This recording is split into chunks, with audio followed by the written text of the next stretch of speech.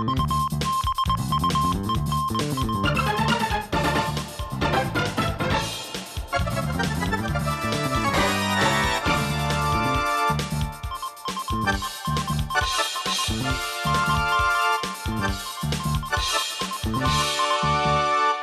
día 21 de septiembre se ha celebrado el Día Mundial del Alzheimer, una enfermedad terminal que ha llevado a muchas personas a la desesperación, pero también hay otras que han encontrado en medio de ella la esperanza.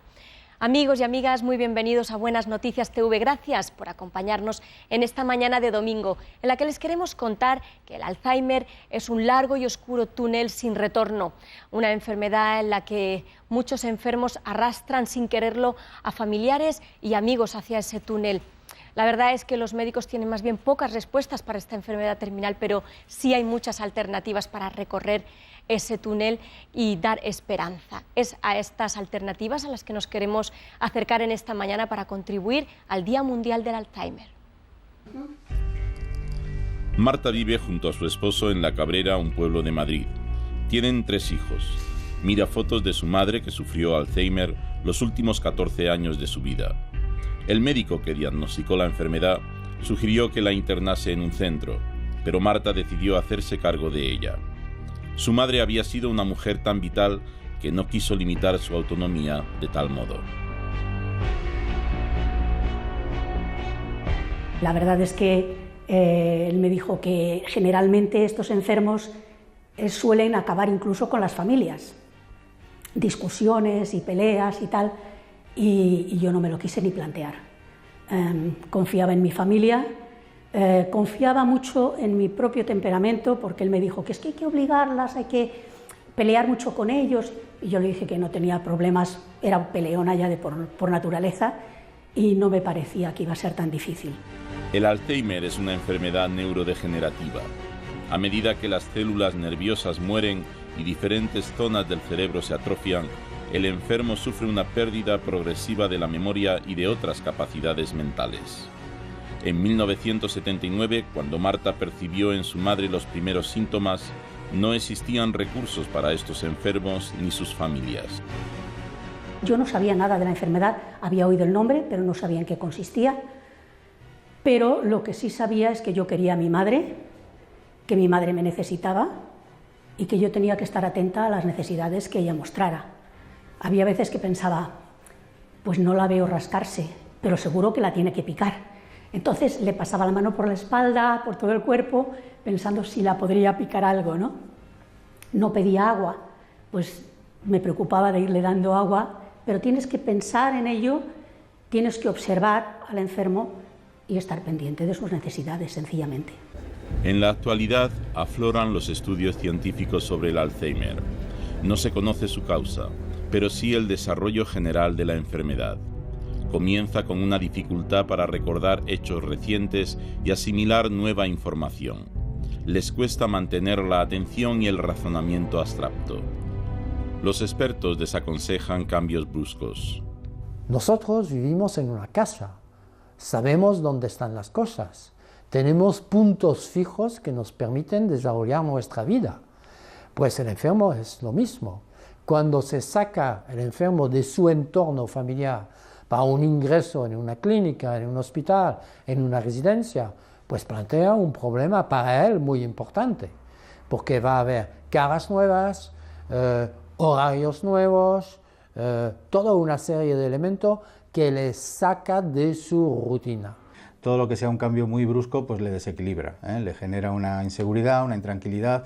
Eso puede provocar reacciones de irascibilidad o de incluso violencia, que pueden ser muy difíciles de controlar al principio, las primeras veces, o que pueden desorientar mucho a la familia o al cuidador, ¿no? Por lo tanto, todo lo que sea modificar y más bruscamente cualquiera de las rutinas es, en la medida de lo posible, mejor evitarlo. Poco a poco, Marta vio cómo su madre se desorientaba en la calle. Ahora, tareas como escribir o vestirse las realizaba con cierta torpeza. Todavía su madre mantenía su autonomía, aunque bajo supervisión en tareas complejas.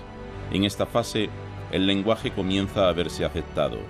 Comunican ideas básicas, pero sin fluidez y con un vocabulario limitado. Yo siempre la había admirado, era una persona muy emprendedora, muy valiente, había hecho frente a la vida con muchas dificultades, pero había salido adelante. También ella confesaba que el Señor Jesucristo era quien la ayudaba, pero verla decaer de aquella manera, verla desaprender continuamente, para mí fue muy duro. Desde 1991 la Fundación Alzheimer España lucha contra este mal. Mejora la calidad de vida de los enfermos y sus familias a través de distintos servicios, programas de formación y ocio. Entre otras cosas, les explican que según avance la enfermedad, surgirán trastornos de comportamiento. Son su manera de expresarse cuando ya no pueden hablar correctamente. Un ejemplo muy fácil. Un enfermo está en su habitación, llega un miembro de su familia, otro, llegan los niños y al cabo de 10 minutos todo el mundo está hablando delante de él, sin que él participe, y eso pues le pone nervioso. Así manifiesta con sus gritos, sus llantos y su agitación que basta, que la visita tiene que concluir y que la gente tiene que marcharse. Los centros de día sirven de complemento a la vida del enfermo en el hogar. Allí el personal dispone de programas para ejercitar sus capacidades física, emocional y cognitiva. Este entorno permite que el progresivo deterioro del paciente se ralentice. Una vez de vuelta en casa, el cuidador debe continuar esta estimulación. No intentar evitar que hagan lo que más o menos pueden hacer. Si un paciente puede hacer algo, aunque lo haga con más lentitud, animarle a que lo haga y termine ese proceso. Si nosotros, porque lo hacen muy lentamente, enseguida intentamos hacerlo nosotros, esa actividad instrumental que él hacía, pues la va a perder más rápidamente que si la continúa haciendo. Entonces, no podemos evitar esa progresión del Alzheimer, pero sí intentar ralentizarla. La madre de Marta, en esa progresión del Alzheimer, perdió la facultad de reconocer objetos y personas. Ya no lograba realizar las actividades rutinarias y dependía totalmente de su hija. Marta se vio desbordada. Entonces recurrió a la Biblia. Necesitaba la ayuda de Dios para seguir luchando. Me respondió plenamente. Donde yo no llegaba, Él me iba dando. Yo necesitaba paciencia, sobre todo, y fuerza para levantarme y enfrentar cada día una situación diferente, porque la verdad es que ella iba dando pasos de bajada y a veces a mí no me daba tiempo ni para seguir el ritmo que ella llevaba, pero cada día me ponía delante de Él y clamaba y Él respondía. Sí. Puestos los ojos en Jesús, en un contexto de sufrimiento, de dificultad. El autor de Hebreos nos dice, mirad a Jesús, Él lo pasó muy mal, pues Él es el ejemplo, es el modelo. Él ha ido por delante, Él ha caminado ya por ese camino y podemos, frase también de Hebreos, podamos darle la mano a Jesús, ir con Él por ese camino de sufrimiento. Dolores de espalda, falta de sueño, descuido en la propia alimentación, estrés. El cuidador sufre. Además, el enfermo le toma por su más acérrimo enemigo. Estas consecuencias de la dedicación al enfermo influyen emocionalmente en el cuidador, que suele caer en irritación y falta de respeto. A mí me pasaba que decía cosas que me hacían gracia y yo después me di cuenta de que eso era una tremenda falta de respeto a mi madre, como madre y como enferma. Entonces el Señor me habló muy duro sobre el tema este. Necesitaba respetar. El hecho de que ella fuera perdiendo facultades no significaba que no sintiera. Yo no sabía lo que sentía. Entonces el Señor me habló fuerte en cuanto a respetar a mi madre en ese sentido. En España ya son entre 700.000 y 800.000 los enfermos de Alzheimer. Entre ellos, Pasqual Maragall, quien fue presidente de la Generalitat Catalana y cuya fundación promueve la investigación científica de este mal. El cuidador necesita a sus seres queridos. Estos pueden cuidar al enfermo a ratos para que así pueda continuar con sus hobbies y actividades. También pueden ser un oído que le permita desahogarse. Es muy importante dar una interpretación alternativa a la realidad, porque la persona que está cuidando puede ver todo muy negativo. No lo estoy haciendo nada bien, es un desastre. La persona que cuida puede perder un poco su preocupación por su autoimagen, incluso, ¿no? ¿Para qué me voy a peinar? ¿O para qué me voy a vestir? ¿O para qué voy a la peluquería? ¿O para qué tal? Si para que mi madre, que ya además o mi padre ni se entera, no sabe ni quién soy. Entonces puede haber una actitud de una poca preocupación por su propia identidad, ¿no? Entonces todo eso desde fuera es importante decírselo, oye, que te estás un poco abandonando. Todo ese tipo de apoyo es importante a nivel de explicación, de razonamiento. El mundo científico trabaja en la elaboración de una vacuna contra el Alzheimer. En la actualidad se desarrollan varias, si bien no estarán en el mercado hasta dentro de unos 10 años. Quieren esquivar una demencia que suele acabar con la vida del enfermo en un marco de extrema apatía y agotamiento. Cuando la demencia va progresando y ya se hace una demencia severa, sí que los pacientes tienen un inmovilismo, están más expuestos a enfermedades vasculares, están más expuestos a caídas, están más expuestos a atragantamientos, los pacientes se atragantan, empiezan con infecciones respiratorias. Y hay que recordar que los pacientes con Alzheimer, probablemente la principal causa de muerte son las complicaciones secundarias a infecciones. Hace ya 18 años que Marta perdió a su madre. Sin embargo, conserva las lecciones que aprendió de aquella experiencia y que le ayudan en su vida diaria todavía hoy. Tienes que aprender a vivir aquí cada día, con lo que toca, y sacar a la vida el mayor provecho posible, incluso en situaciones como esas. Y el Señor me enseñó a sacar cada día alguna lección provechosa de aquella situación. No esperar solo a morirte, sino aprovechar a vivir aquí, porque tenemos también promesas para vivir aquí plenamente. Y a veces estamos tan envueltos en las situaciones problemáticas que se nos olvida que aquí también podemos vivir felices en medio de situaciones difíciles. En el momento del adiós, la ayuda espiritual por parte de la comunidad cristiana cobra una nueva relevancia. Hay el momento de final de la vida, en el cual tendríamos que tener equipos de cuidados paliativos. Eso supone también que ahí hay un representante espiritual que ayuda tanto al enfermo como a la familia a pasar este momento muy doloroso. Marta guarda con especial cariño un recuerdo de su madre durante la enfermedad.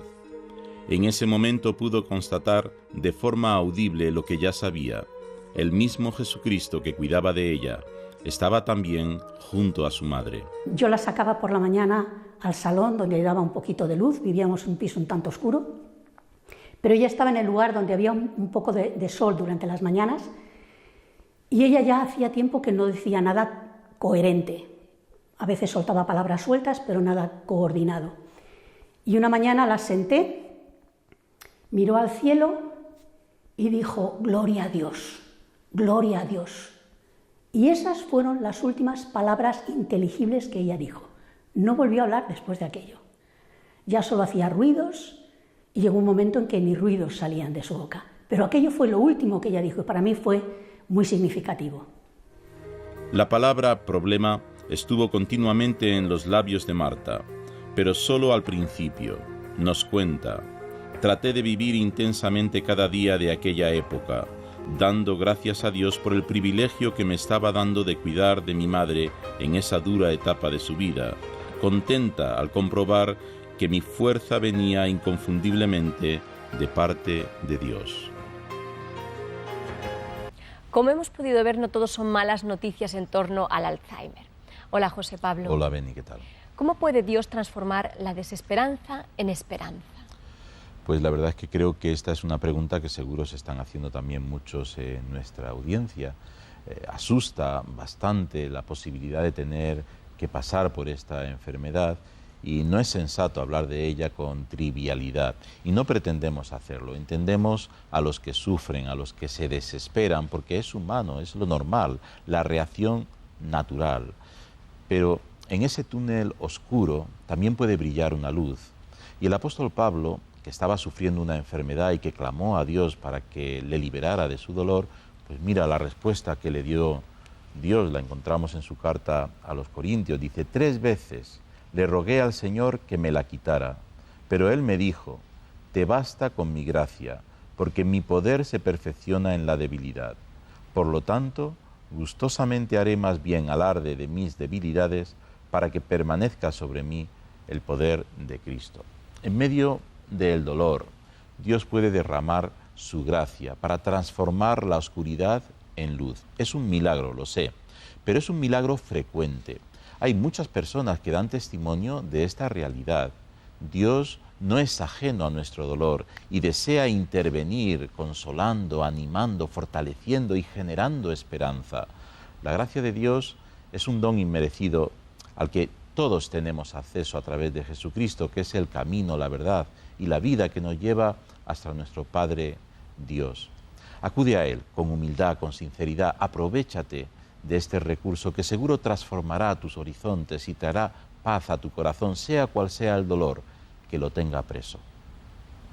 No queremos marcharnos sin animarte de nuevo a llamarnos si todavía no lo tienes y adquirir gratis este Evangelio de San Juan, llamando al teléfono 91 743 4400. Es un regalo que hacemos como parte de la promoción de la lectura de la Biblia. Y el teléfono, repito, es el 91 743 4400. Si te apetece ver este programa de nuevo, puedes hacerlo en nuestra página web, buenasnoticiastv.org. Ahí te ofrecemos otros contenidos. También puedes escuchar el espacio de Radio Mundo Protestante, presentado todos los domingos por Radio Nacional de España a las 5 de la mañana. También puedes seguirnos en el Facebook, en Buenas Noticias TV. Regresamos la semana que viene para conocer a una nueva familia evangélica. No os lo perdáis. Muchas gracias por vuestra atención y no lo olvides, tú vales mucho para Dios.